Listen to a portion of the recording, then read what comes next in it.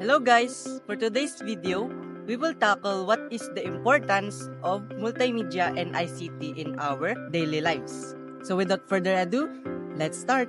So first, what is a multimedia? Multimedia includes a computer-controlled combination of animation, text, video, graphics, image, audio, and other forms of media. So next, what is the ICT? ICT or Information and Communication Technology involves using technology to store, process, and share information. It includes devices like computers, smartphones, as well as network like the internet, helping connected and inform people globally. Now we will proceed on how we use multimedia and ICT in our daily life. There are several ways on how we use multimedia and ICT in our daily life. But let me give you the two common use of it. So number one, we have the education. It enhances learning through interactive tools like videos and presentations. It also provides access to online resources, virtual classroom, and educational apps. And last, it enables collaboration through platforms like Google Classroom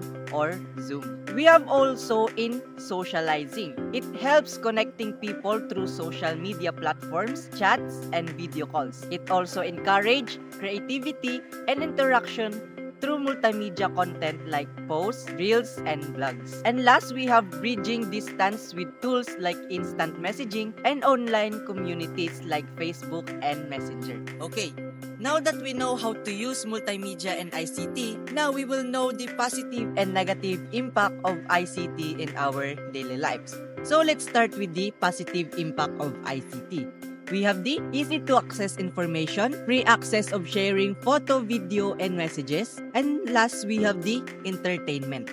We have also here the negative impact of ICT in our daily lives. So number one, reduce physical activity. We have also fake news and cyberbullying. As we proceed on our vlog, we will interview two persons on their experience of using multimedia. So, let's go! Good day everyone! So, andito tayo ngayon sa Barangay Limansangan, Alaminos City, Pangasinan. At ngayon, nandito tayo sa isang tourist attraction na tinatawag nilang Paed.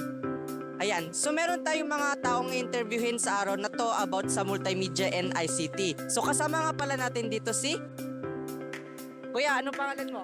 My name is Gerald C. Rivera po. Meron akong mga ilang katanungan. Okay lang ba tanungin kita? Sure. Ano ba yan? Ito yung una natin tanong.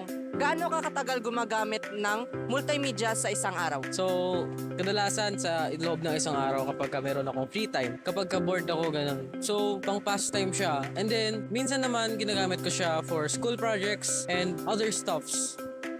So speaking of school projects, paano nakaka-apekto ang social media or ang internet sa pag-aaral mo? Malaki yung epekto niyan. Sa totoo lang, siya yung pinaka-important na part or yung tool na ginagamit ko sa pag-aaral ko. For example, meron kayong exam, kailangan mong mag-review. Marami kang paraan na hindi ka mahihirapan gamit yung internet. Diba dati, libraries yung gamit nila. Ngayon, if kailangan mong maghanap ng something, all you have to do is to research through internet, diba? Very accessible siya to the public and very easy to use as long as may load ka or wifi. Gumagamit ka rin ba ng ChatGPT? Ay!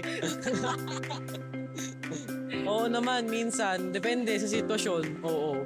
Pero, hindi natin maiiwasan yung paggamit dyan. Especially kasi malaki yung tulong ng mga AI sa ating mga tao. Tama, kasi mas napapadali yung mga trabaho nating mga estudyante, di ba? Isang search mo lang, andun na. Oo naman. Pangatlong tanong natin is, paano nakaka-apekto ang social media sa socialization nating mga tao? Kasi di ba, nung nagkaroon ng COVID-19 outbreak dito sa Philippines and maraming part ng mundo, na-limit yung physical contact or yung face-to-face na mga bagay na usually is ginagawa siya through face-to-face only. For example, pagtatrabaho. Another example, pag-aaral. Then yung mga holidays with your families is limited na kasi nga merong COVID-19 nabanta sa health ng bawat isa. So, nagkaroon tayo ng way through internet para magawa pa rin yung mga bagay na yon without physical contact. Maraming applications gaya ng Zoom, Messenger, tsaka mga ways pa para naman makapag-send tayo ng outputs, para makapaggawa tayo ng mga projects, and syempre para makagawa tayo ng mga trabaho, PowerPoints, and other stuffs related to education, family,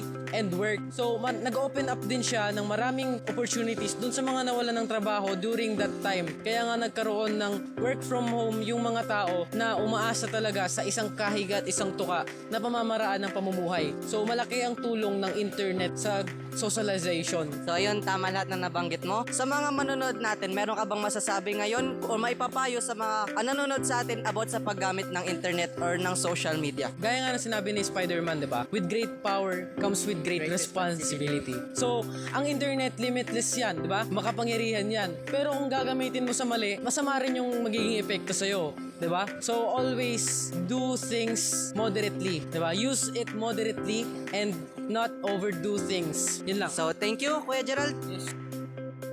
Ngayon naman, meron tayong pangalawang interview dito. So andito si Kuya. Ano pangalan mo, Kuya? Ako wala si RJ Kadawas. Siya si Kuya RG Kadawas. Ngayon, tatanungin din natin siya kung ano yung mga tinanong natin kay Kuya Gerald. Unang tanong natin is, gaano ka katagal gumagamit ng internet sa isang araw? 5 to 6 hours. Ano yung mga kadalasang ginagawa mo pagka gumagamit ka ng internet? Gumagamit ako ng Facebook, TikTok, and YouTube. Ang internet ba is nagagamit mo rin sa pag-aaral mo? Oo, madami. So, tulad ng ano? Pwede ako mag-research. Pwede kang mag-research ng mga gagawin sa school, di ba? Ito yung last na tanong natin, Kuya RG. Paano nagagamit ang internet sa pakikipagkomunikasyon sa ibang tao? Pwede kasi itong ipag-video call. So, ayun yung mga tanong natin kay Kuya RG. So, thank you, Kuya RG, sa pagsama sa atin sa pag-interview sa kanya ngayon. Hi guys, I'm back. So now that we know their experience in using multimedia, now let's go to our conclusion. In our conclusion, ICT takes a big important role in our daily life, which lead into evolving of ourselves and our community. ICT create a positive and negative impact in our daily life, and it also create to make our life easier. So that's for today's vlog. Thank you guys and goodbye.